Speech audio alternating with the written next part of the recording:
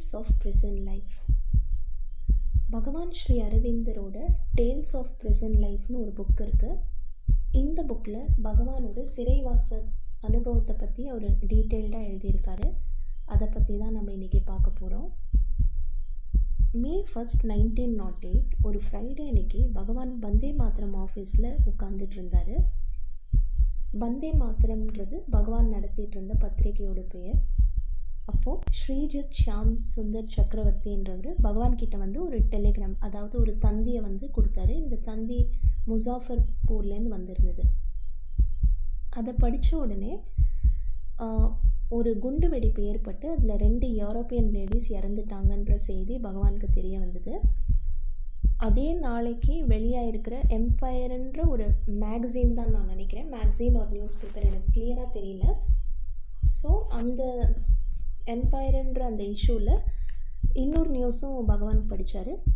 அந்த நியூஸில் என்னென்னா, இந்த குண்டு வெடிப்புக்கு காரணமாக இருக்கிற பர்சனை எனக்கு நல்லாவே தெரியும், அவரை கூடிய விரைவில் நாங்கள் அரெஸ்ட் பண்ண போகிறோன்னு போலீஸ் கமிஷனர் ஒரு அறிவிக்கை கொடுத்துருந்தாரு, ஒரு அனௌன்ஸ்மெண்ட் பண்ணியிருந்தார். ஸோ அதையும் பகவான் தெரிஞ்சுக்கிட்டாரு. அந்த போலீஸ் கமிஷனர் குறிப்பிட்டது பகவான் ஸ்ரீ அரவிந்தரை தான். அவரை பொறுத்த வரைக்கும் பகவான் தான் முக்கியமான கொலையாளி, அவர் தான் இந்த கொலையே தூண்டுதலாக இருந்தவர்.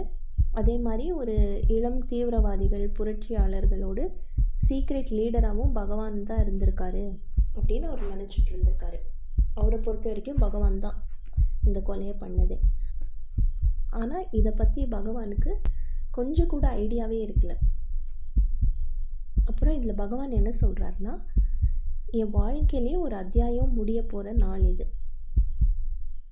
எனக்கு முன்னாடி ஒரு நீண்ட 1 வருஷ சிறைவாசம் இருந்தது, எனக்கு முன்னாடி இருந்தது. இந்த டைமில் ஹியூமன் பீயிங்ஸோடு இருக்கிற எல்லா ரிலேஷன்ஷிப்பும் எனக்கு கட் ஆக போகுது.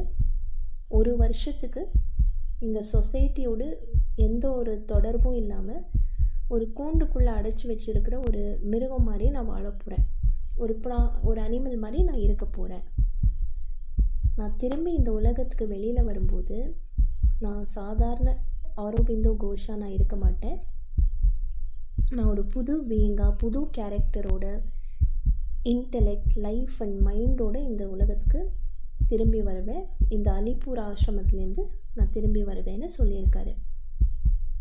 நான் 1 வருஷம் சிறைவாசம்னு சொல்கிறேன், ஆனால் அப்படி சொல்கிறது கரெக்டாக இருக்காது.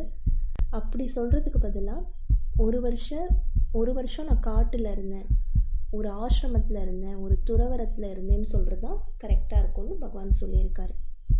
நான் ரொம்ப வருஷமாக என்னோட ஹார்ட்டில் இருக்கிற தி லார்ட் ஆஃப் மை ஹார்ட், அவரோட நேரடி தர்ஷன் கிடைக்கணும்னு நான் முயற்சி பண்ணியிருக்கேன். அதாவது சாக்ஷாத் தர்ஷனம் கிடைக்கணும்னு நான் ரொம்ப முயற்சி பண்ணியிருக்கேன். அதே மாதிரி புருஷோத்தமனை தெரிஞ்சுக்கணுன்னு நான் ரொம்ப எஃபர்ட் போட்டிருக்கேன். ஆனால் இந்த 1000 கணக்கான வேர்ல்ட்லி டிசையர்ஸ், அதுக்கப்புறம் நிறைய ஆக்டிவிட்டீஸ், நிறைய செயல்களில் எனக்கு ஒரு அட்டாச்மெண்ட் இருந்தது. அதே மாதிரி ஒரு டீப் டார்க்னஸ் ஆஃப் இக்னரன்ஸில் நான் சிக்கியிருந்தேன். அதனால் என்னோடய முயற்சியில் என்னால் சக்சீட் பண்ண முடியலன்னு சொல்லியிருக்காரு. கடைசியில் அந்த இறைவனே என் கூட வந்து இந்த எனிமீஸ் எல்லாரையும் ஒரே செகண்டில் அழித்து என்னோடய பாதையில் எனக்கு ரொம்பவே உதவி பண்ணார். என்னை இந்த யோகாசிரமத்துக்கு போன்னு சொன்னார். அவர் என் கூட ஒரு குருவாகவும் இருந்தார், ஒரு ஃப்ரெண்டாகவும் இருந்தார். அந்த பிரிட்டிஷ் பிரிசன் தான் அந்த ஆசிரமம். அப்புறம் என்னோடய வாழ்க்கையில் மிகவும் முரணான ஒரு விஷயம் என்னென்னா, இது ஒரு ரொம்ப வினோதமான ஒரு முரண்பாடு. என்னென்னா, என்னோடய நண்பர்கள், அவங்களுக்கு என் மேலே ரொம்பவே நல்ல நோக்கம் இருக்கும். ஆனால் அவங்க எனக்கு எவ்வளோ தான் நல்லது பண்ணாலும் எனக்கு கெடுதல் செஞ்சாங்கல்ல, அவங்கள நான் விரோதின்னு கூப்பிடுறதா, எனிமின்னு கூப்பிடுறதா? ஏன்னா எனக்கு எந்த ஒரு எனிமியுமே இல்லை.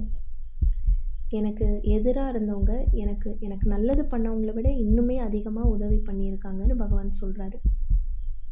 அவங்க எனக்கு கெடுதல் விளைவிக்கணும்னு நினச்சாங்க, ஆனால் இதோட ரிசல்ட் என்னென்னா, எனக்கு என்ன தேவையோ அதுதான் எனக்கு கிடச்சிது. இந்த பிரிட்டிஷ் அரசாங்கம் என் மேலே கொண்ட கோவத்தினால நான் இறைவனை தெரிஞ்சுக்கிட்டேன், இறைவனை அடைஞ்சேன் அப்படின்னு பகவான் சொல்கிறாரு. இந்த எஸ்ஏஸ் மூலயமா, அதாவது இந்த டேல்ஸ் ஆஃப் ப்ரெசன்ட் லைஃப் இருக்குல்ல, இந்த எஸ்ஏஸ் மூலயமா என்னோட சிறைவாசத்தில் நடந்த ஒவ்வொரு விஷயத்தையும் உங்ககிட்ட சொல்லணுன்றது என்னோடய எய்ம் இல்லை, என்னோடய குறிக்கோள் இல்லை. நான் ஜஸ்ட்டு எக்ஸ்டர்னல் டீட்டெயில்ஸ் மட்டும்தான் சொல்ல விரும்புகிறேன். ஆனால் இது அட்லீஸ்ட் ஒரு வாட்டியாவது சொல்லணும். முதல்ல இந்த விஷயத்த சொல்லிடணும். இந்த சிறைவாசத்தோட முக்கியமான தீம் என்னன்னு நான் சொல்லணுன்னு விருப்பப்பட்டேன்னு பகவான் சொல்கிறாரு. அப்படி நான் சொல்லலைன்னா இதை வாசிக்கிறவங்க எல்லாருமே சிறை வாழ்க்கைன்றது ஒரு ரொம்ப சஃபரிங்கால கூடின வாழ்க்கை, துன்பமான வாழ்க்கைன்னு நினைப்பாங்க. எனக்கு அசௌகரியங்களே இல்லைன்னு என்னால் மறுக்க முடியாது, கண்டிப்பாக இருந்தது. ஆனால் ஆஸ் அ ஹோல் பார்த்தா அந்த காலம் நான் ரொம்ப ஹாப்பியாக கடந்தேன், இந்த லைஃப்பை நான் ரொம்ப ஹாப்பியாக கடந்தேன்னு பகவான் இதில் சொல்லியிருக்காரு. தேங்க்யூ.